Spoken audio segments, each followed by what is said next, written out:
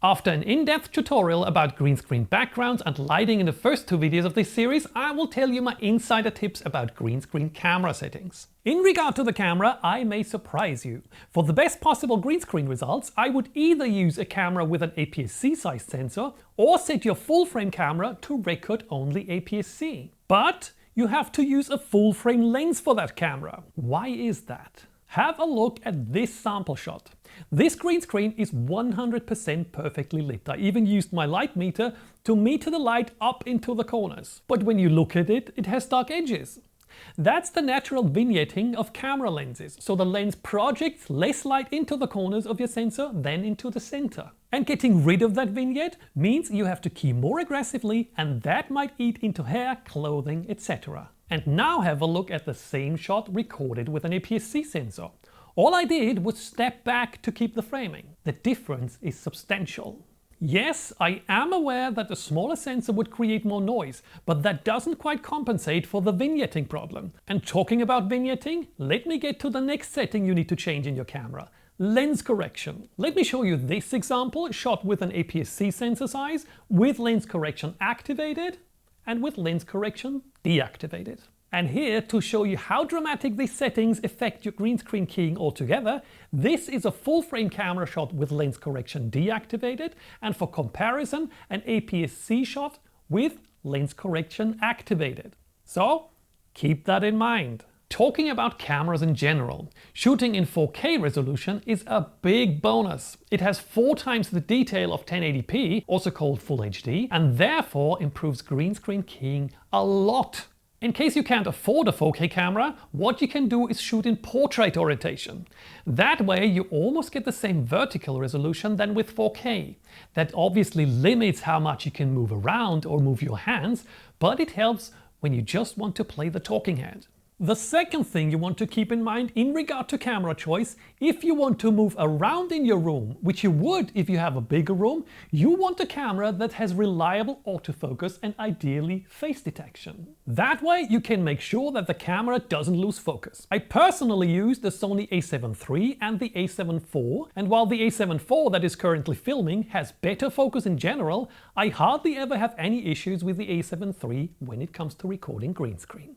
The next thing is lens focal length choice. That obviously depends on your room size, but in general, the best results can be achieved with a focal length of around 35 to 55 mm. If you set your camera to APS-C. If you decide to shoot full frame, then it's around 50 to 85 mm. If that is confusing and you want to know more about full frame versus APS-C, let me recommend this video here that I will link in the description. As I said in video 2, it also helps if the focal length you use for filming the green screen is the same that you use to film the background video that you're going to key in. However, if you're filming in a small room, you have no other choice than shooting with a wider lens. If you need help to choose the perfect lens for your green screen and room size, drop me a note in the comments. Now to the exposure settings. First, you want to set your camera to manual exposure.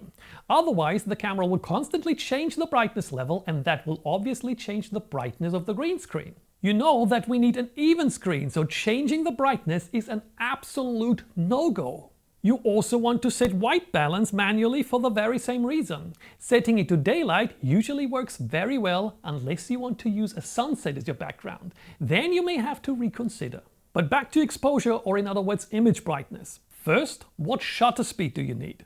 The quick answer is 1/100th of a second if you live in a country that uses the television standard PAL or SECAM, and 1/120th of a second if you live in a country that uses the television standard NTSC. Google your country and television standard or drop me a question in the comments if you're not sure. If you're an experienced videographer, don't be surprised about that relatively high shutter speed. The standard setting for regular video won't give you good results for green screen work.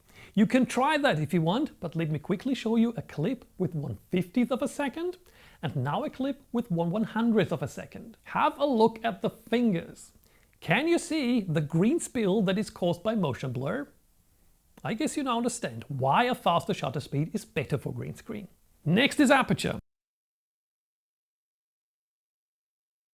Next is aperture. Even the brightest lights are nowhere near as bright as sunlight outdoors, so you want to set the aperture to a rather low but not extremely low number. I usually use f5.6 on my high quality zoom or prime lenses. Compare this shot at f5.6 to this shot at f4.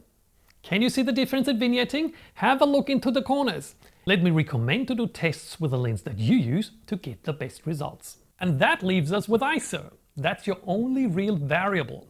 You have to set it to a value that would give you decent, well-lit footage. That obviously depends on the lights you used in the end. Brighter lights will let you choose a lower ISO than not so bright lights. But when deciding on the lights, always keep in mind that bright lights glare your subject. It's really hard to look into the camera when the lights are glaring like crazy. I usually have to set ISO 800 with the setup I showed you in the previous video. And since exposure settings are all about light, we need to talk about the background lights again. In the previous video I told you that a brighter background is better than a darker background. But how bright does it have to be? Here's my recommendation. For shots with bald people or shots that include a lot of bright skin, I'd recommend to set the brightness of the lights in a way that when you spot meter the background only, you'd get an exposure reading of -1/3. That way you don't get too much spill on the skin. For people with darker skin, that is also a good setting to avoid a too bright halo around the body. For people with blonde or brighter grey hair, I'd go with an exposure reading of +1/3.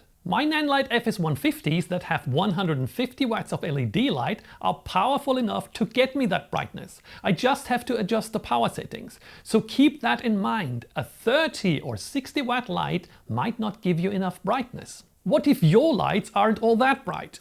Well, then you have to raise the gain, which is ISO, because as I said, that's your only real variable when it comes to green screen lighting. That would introduce noise, but a bit more noise is better than a badly lit green screen. Now you may wonder, but if I raise my ISO, my main light, so the light on the subject, and my key light will become too bright. Of course it will, but every light usually has power settings, so you can dial the power of your main light down to balance all the lights with your camera settings. Before we get to replacing your green screen with a more attractive background in your editing software, let me give you 2 more bonus tips. Once you have set the camera, I'd recommend doing a test video, bringing it into your editing software and see how it looks before you record long green screen videos. And another tip? Note all the settings as well as your complete light setup with measurements, including the power settings. That will save you a lot of time for your next green screen shooting and make sure you deliver consistent results. And talking about results, it's finally time to bring your footage into your editing software. Watch this next video for my editing secrets that might surprise even very advanced videographers.